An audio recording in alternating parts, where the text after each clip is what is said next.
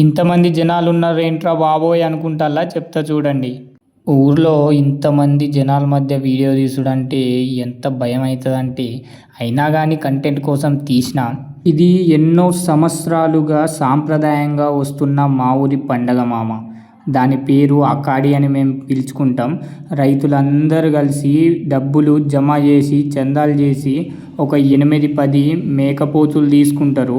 అన్నిటినీ గ్రామ దేవతకు బలిచ్చి ఊర్లో అందరికీ సమానంగా పంచుతారు.